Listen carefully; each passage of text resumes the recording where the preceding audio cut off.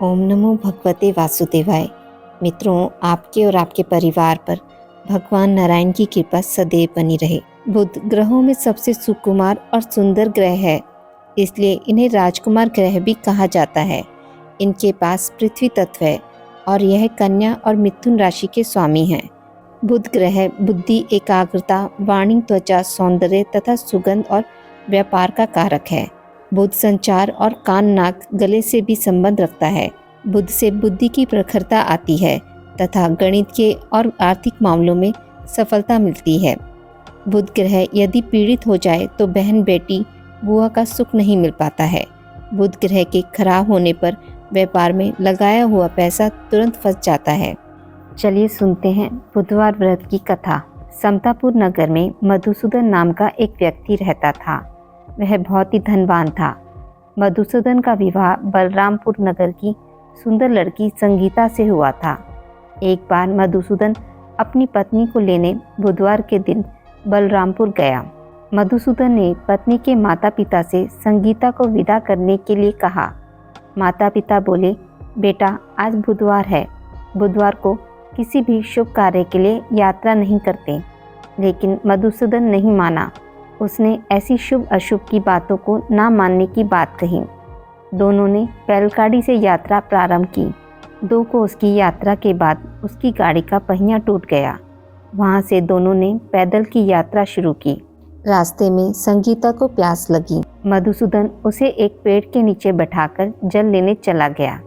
थोड़ी देर बाद जब मधुसूदन कहीं से जल लेकर वापस आया तो वह बुरी तरह हैरान हो उठा, क्योंकि उसकी पत्नी के पास उसकी ही शक्ल सूरत का एक दूसरा व्यक्ति बैठा था।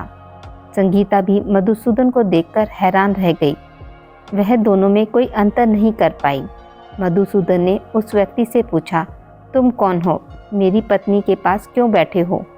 मधुसूदन की बात सुनकर उस व्यक्ति ने कहा, अरे भाई, यह मेरी पत्नी संगीता है। मैं अपनी पत्नी को ससुराल से विदा करके लाया हूँ। लेकिन तुम कौन हो जो मुझसे ऐसा प्रश्न कर रहे हो? मधुसूदन ने कहा, तुम ज़रूर कोई चोर या ठग हो। यह मेरी पत्नी संगीता है। मैं इसे पेड़ के नीचे बैठाकर जल लेने गया था। इस पर उस व्यक्ति ने कहा, अरे भाई, झूठ तुम बोल रहे हो। संगीता को प्यास लगने पर जल लेने मैं गया था।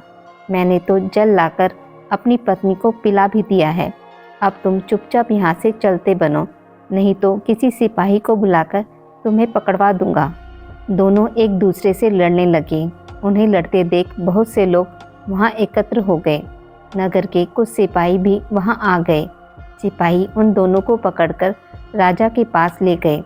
सारी कहानी सुनकर राजा भी कोई निर्णय नहीं कर पाया। संगीता भी उन दोनों में से अपने वास्तविक पति को नहीं पहचान पा रही थी। राजा ने दोनों को कारागार में डालने के लिए कहा। राजा के फैसले पर असली मधुसूदन भयभीत हो उठा।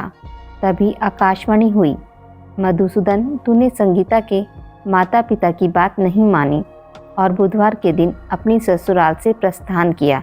यह सब भगवान बुधदेव के प्रकोप से हो रहा है। मधुसूदन ने भगवान बुधदेव से प्रार्थना की, हे भगवान बुधदेव, मुझे क्षमा कर दीजिए। मुझसे यह बहुत बड़ी गलती हुई है।